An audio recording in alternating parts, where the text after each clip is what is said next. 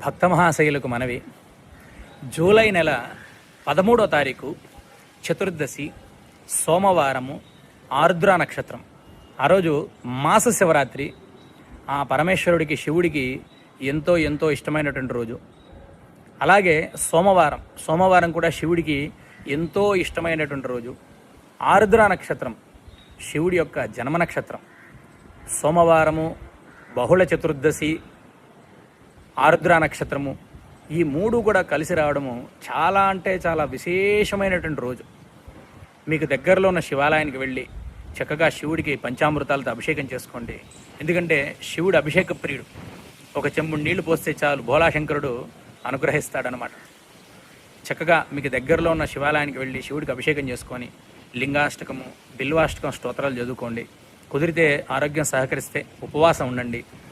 సాయంకాలము ప్రదోష కాలంలో